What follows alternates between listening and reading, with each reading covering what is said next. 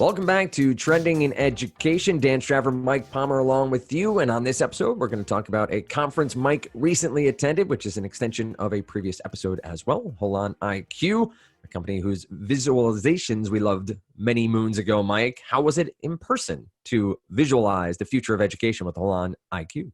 It was good. I would have liked more HoloLenses to go with the HolonIQ, but aside from the fact that there were there was very limited or no virtual reality, despite the fact that there was some discussion of gaming and gamifications, there was no leaderboard. I was expected to just pay attention Right. to the sessions that were there. The one thing that was really throughout the conference, and you mentioned the visualizations, they are quite good, HolonIQ, at representing complex ideas visually, and they do so with a nice, smart brand aesthetic. So I would recommend them.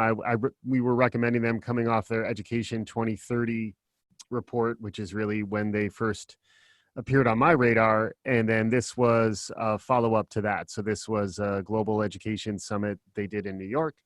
They're a new firm, and they present as though they've been around for a while, so they kind of know what they're doing. And, I think in some ways, the fact that they are new allows them to attack things with a very modern, relevant, future-facing perspective, which I think is sorely needed in education. That's part of why we've been doing this show. Yep. So they do feel like kindred spirits out there. They're also Australian, so it'd be it'd be wonderful to get them on the show, even if they weren't Australian. But then the fact that Patrick and Maria, the co-founders and managing directors of HolonIQ, are both Australian, and there were a lot of folks from Australia there too. I met someone from the Australian consulate. It was really an interesting day, and it was sort of a combination of their extending on the analysis that they do, which is similar to what you see. They publish a lot of their research papers, and that's they're not even really papers; they're more digital first research presentations. And so they provided a nice survey of that in the beginning of the day, and then dove into a bunch of rapid fire interviews with CEOs and folks who are responsible for venture capital and other aspects of analysis. There was someone there from the Brookings Institute. So it was a really full day, and I got quite a bit out of it. So much so that I thought we could produce a quick show about it. Well, for a reminder, for those of you who have not heard, we did the 2030 episode back in June of this year. So go check that out and check out the documents themselves. As Mike said, just the graphics themselves are worth your time, but the way they were able to display their information makes it really inviting to someone to understand and then to dive deeper into those different things. Yep. What I find intriguing here most of all is the futurist angle of this all, thinking of education in the future and understanding where we are right now and how we might continue moving forward. But what I also appreciate about what they're doing is they're sharing it, right? They're not trying to just keep the report and go. This live event brought in variety of other education leaders, venture leaders to talk about education. What was that mix? You talked about it a little bit, and how did they present throughout the day, varying angles on education, right? This wasn't cookie cutter, one lane, one thought process. This was a lot of different people discussing education at large. How do you think that came together, and what do you think of the process to get these different voices in the room? Yeah, it's a really interesting question, because I think they did a nice job for the venture capital space, the M&A, folks who are interested in perhaps merging or acquiring companies, or folks who are investing, capital into educational technology. I think that's really who this is designed for, and that has a lot of overlap with anyone who's trying to understand where the world of learning and education will go. particularly in a longer time horizon. So, we recently talked to Colonel Chris Mayer at West Point, who was talking about the value of a 10-year strategic horizon. Think about where the world might be in 10 years. And for those of us who may be more hands-on in our educational delivery, that's a big shift.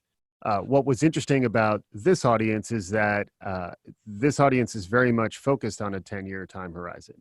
And that was nice. I mean, that was the aspect that I felt I fit in about.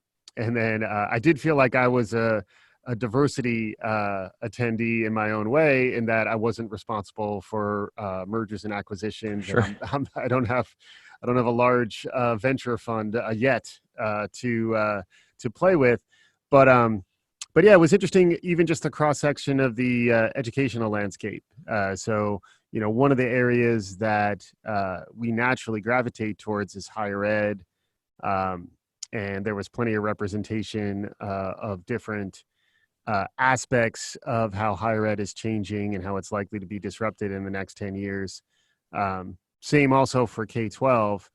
But what I really liked was the macro focus, I think, was really learning and talent, and wasn't exclusively focused on highly skilled jobs or and developing engineers, which is important. But there was a lot of emphasis also on like middle skills, traditional manufacturing skill gaps and competencies that are all part of the educational landscape. And I think it's easy to gravitate immediately to like the top 30 higher education institutes in the US and think that covers the entirety of the educational landscape that's worth tracking in the next 10 years. And I say thee nay, coming off this summit. It's definitely an interesting part of the conversation, but it's certainly not all of it. Well, I think you were talking before we started recording, some of the notes you took of needing to be aware of both the trends and the disruptions. Mm-hmm. Like, it's not just about what's happening right now or predicting what's 10 years away. It's that track to get to 10 years away. And yeah. What I liked about the report from Holon, the 2030 vision, is it's not easy to make predictions, but making a single prediction and then waiting 10 years to see how it's going to come out is a bit of an easy process to wait on that. What they do is have 5 different possibilities or probabilities, mm-hmm. and then sort of map out how those things might come to be or why they might come to be. Was that a focus during the event? Was that sort of where they played off of that report from themselves to build on the possibilities and probabilities of future state education? Yes. And the HolonIQ's Education 2030 report is definitely worth checking out. Our podcast that Dan mentioned, I think is a good survey of how they're sort of breaking this down. And they did introduce the day in part with that framework where they basically broke the potential directions and possibilities over the next 10 years as gravitating towards one of 5 themes, one of which we love our lists. So I'm going to go through them right now. One of which was business as usual, which is not a lot of disruption, a lot of business as usual. Global giants, peer-to-peer, regional rising, and robo-revolution. So those were their 5 frameworks, one of which was things aren't going to change as much as you might think. And what was interesting is they followed up on that with responses from some panels they've been running, surveys of folks who are interested in where the world of learning and education are heading. Also, just to sort of close off a bit on HolonIQ, just as an enterprise, their mission statement is that they're building the world's smartest source of global education intelligence to power decisions that matter. And as an organization that's only been around for 2 years, that's a pretty bold ambition. And I got to say, they're kind of delivering on it. So it is nice to see a new entrant into this space that's aiming to be smart about global education intelligence, because there has been, from my perspective, there's a lot of like institutionalized thinking around how education works, and I've had a hard time finding um, disruptive frameworks, even more broadly. You know, and I would say Holon does seem to do that. So like the framework that I just described was a big part of it. And then getting back to your question about disruption versus trends, that's another thing that I think, you know, it came up also when we were thinking about the VUCA, um, the volatile, I got it, uncertain, complex, and ambiguous world that we live in.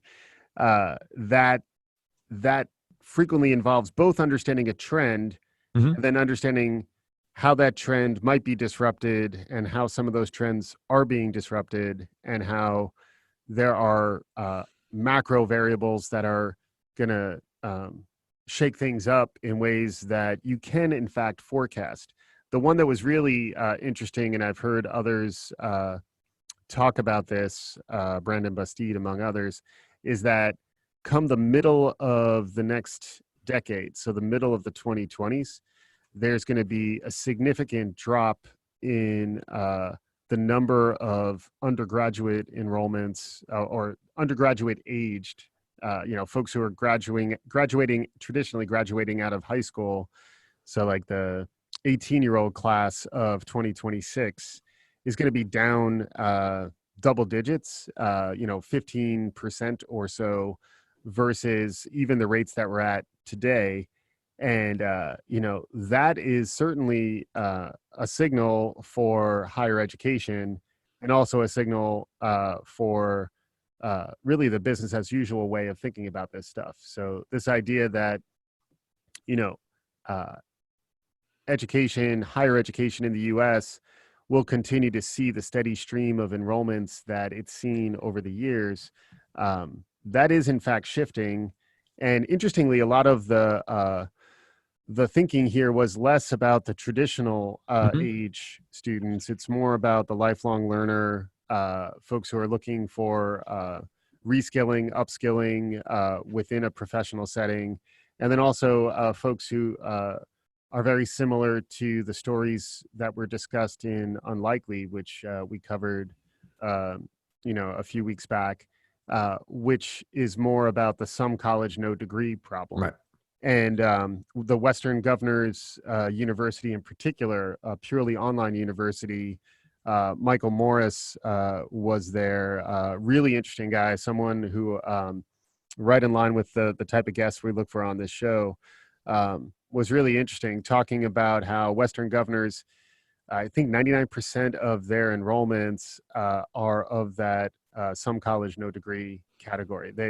They're online only, and they focus specifically on students who tried college or tried a little bit of post-secondary education and had a problem. You know, it didn't work. And really, really interesting mission. Very, you know, very clear focus, I think, in terms of addressing that problem. And then good business performance from what was reported at least as well. So like growing and really countering some of the examples you might hear around that population having difficulty focusing on online education. So yeah, like plenty of really, really interesting examples that they dove deeply with you know, leaders within these various organizations. The other one I wanted to call out and maybe as a potential guest in the future, Frank Britt also spoke and he was the CEO of Penn Foster. And Penn Foster is a 128-year-old educational concern whose focus originally, what they were among the first correspondence schools. You know, by mail, you would get certified, you would get some kind of degree or certification to perform some kind of middle skill task. So not, you know, traditionally like the constructs of white collar and blue collar, I think, are kind of breaking down, but Penn Foster specifically focuses on training up folks who may not may not even get an associate's degree, although that may be something that's necessary to their career growth. But basically responding to emerging skills gaps that middle skilled employees can fill. And that's roughly 50% of our workforce. So like as much as we're focused on the more STEM enabled sort of cutting edge aspects, like bachelor's degree, undergraduate degree, further technical certifications on the one hand, it was really interesting that there was enough representation of other aspects of the educational landscape. The example they gave was the example Frank gave was veterinary technicians, which is an emerging field. Veterinary hospitals are growing, despite all the narrative around automation and robots. I don't know how soon we would expect robot veterinary technicians to be there. And when if you have a pet and you're handing your pet off to a veterinary hospital, it is that mix of genuine biochemical skills, medical skills, healthcare skills, but also the emotional skills necessary to engage with people who are really attached to their animals, and their animals are in need of help. So I thought that was a really interesting example. Another example that came up was the people who make pacemakers, so almost akin to like a skilled trade. And the way in which pacemakers are being built is changing. Sure. And the way in which veterinary healthcare is delivered is changing. So all these examples of disruption definitely focused in part on how that's going to impact higher education and workforce development, and upskilling, outskilling was another thing that came up, which we've talked about. Amazon as an example, they're outskilling their warehouse employees whose jobs are being displaced, so that they leave as a promoter of the organization who equip them with the skills and orientation necessary to succeed in the world of work outside of Amazon. Really interesting stuff.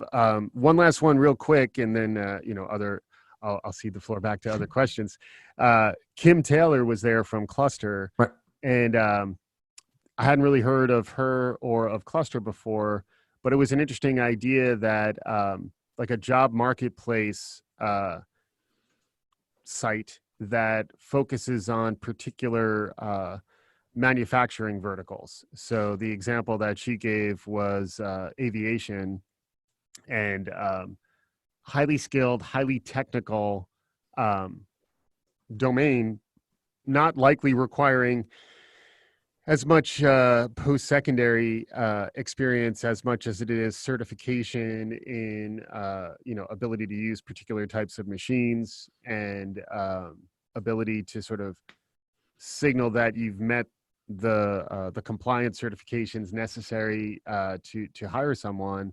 And that was something I think we may come back to, Dan, too. That was where I did see that Boeing is pulling out its robots and replacing some of its robots with skilled human laborers. And just a reminder that the world as we anticipated is not necessarily going to proceed entirely in Right. one direction in the way that we've always forecast. But anyway, I thought Kim Taylor and Cluster's angle, because you could imagine if you stand that up for manufacturing of planes, you could do something similar in other highly skilled verticals or middle skilled verticals, somewhere between middle and highly skilled.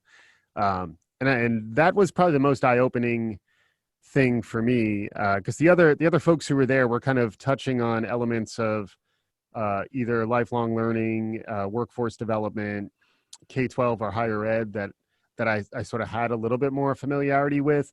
But it was what was probably most illuminating to me was the fact that there are folks out there who are understanding skills gaps and the business opportunities around those gaps that are not exclusively focused on higher ed on up, that there are other dimensions of education and skill development that are going to demonstrate good return on investment in the next 10 years.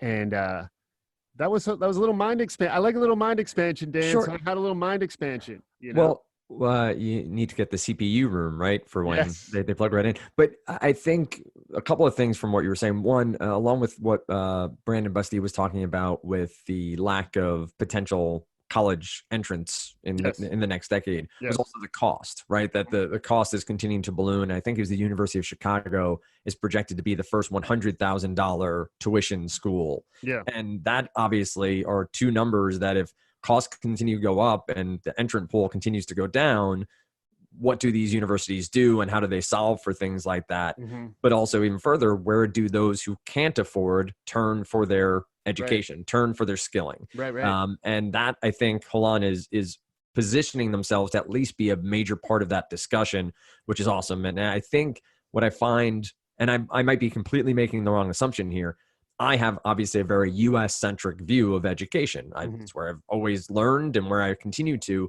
Having these folks from Australia and having a different viewpoint, discussing this all across, this is a traveling show that they're Yeah. doing, going to Mm-hmm. different cities. Right. I think that only helps. It's a new perspective. It's a new way of maybe thinking about things that as a US minded learner myself, hearing how other countries, how other jurisdictions are doing things will always benefit us. And Yeah. so this really becoming a global education system, a global way of doing business, may be scary in some ways because of how information gets spread and where your data is going and that sort of thing. But the other Right. side is it just opens us up to so much more.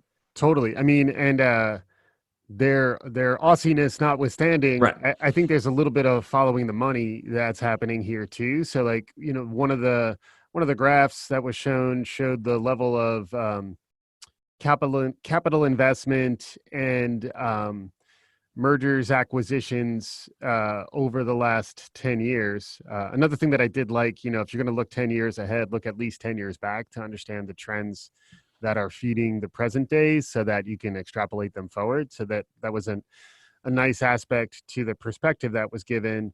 But 2018, for example, was a banner year of mergers, acquisitions, and capital investment in educational companies out of China. And I wasn't aware of that.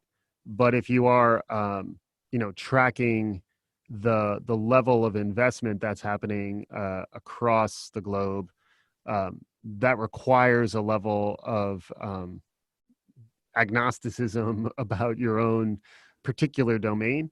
And that was the thing that was super interesting because even in their analysis of their panelists, they did break those down by region, and the orientation, interestingly, both in Australia and China, was very different. You know, the panelists' forecast of those five macro trends I was describing earlier was widely different, particularly for China, but also for Australia. And I think that's just by virtue of how different those sort of the geopolitics are over there.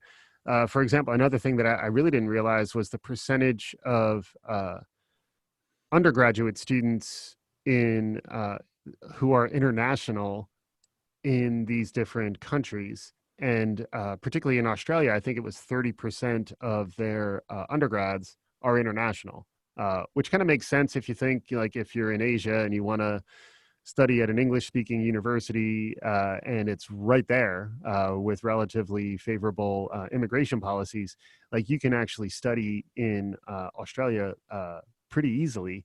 And as opposed to in the US, that number was relatively low. And there was a general vibe that pretty much regardless of the administration that's in power, the level to which immigration will either get more restrictive or less restrictive in the next 10 years. I think there was probably a general sentiment that it's going to be harder. to allow for the free flowing of at least undergraduates, among other things. There was an interesting company there too called Shorelight. Tom Dretler was their CEO. He was another panelist, and their business is to focus on enabling services that allow international students to study at U.S.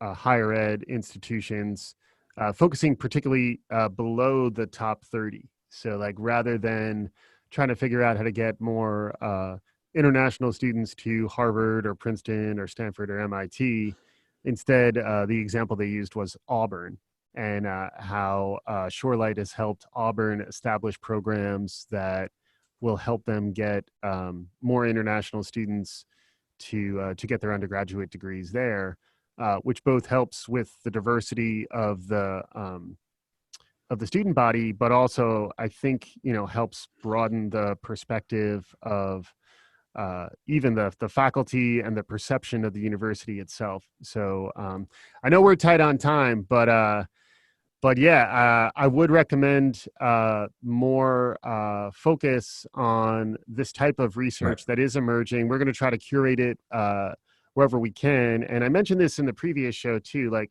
my point about diversity and inclusion, myself being hopefully an interesting add to the group who was at this relatively small summit, is that like, even though these things might be designed for people who are thinking about mergers, acquisitions, or funding new ventures and new activities, it's hugely relevant for anyone who really cares about how much learning and education might change in the next 10 years.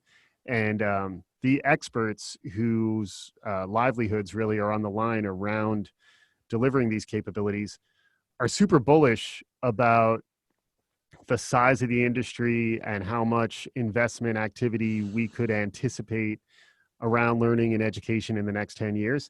So in that sense, I think it was hopeful in terms of future livelihood on the one hand. And then I also think many of the efforts, and hopefully we'll be able to sort of talk to more of the folks who were interviewed as part of this, as well as folks from Holon. But I thought the perspective was a fresh one and was one that was worth showcasing and highlighting a bit more. Did you have any final questions, Dan? Any little curveballs for me? I'm a major league hitter. I can hit the curveball. I don't have. I think this is the sort of stuff that we'll continue to track, and I think there's just so much to dig into in varying ways over the next months and years, honestly, as this stuff changes and grows. And I think that if you are one of our international listeners, they are in Beijing, Berlin, and London over the next few weeks. So make sure to check that out as well. With that said, as always, you can find us over on Twitter at Trending in Ed. Same on Facebook. Over on LinkedIn, it's linkedin.com/trendingineducation. Next time, you'll hear from Mike and myself. We are happy to be here each and every week on Trending in Education.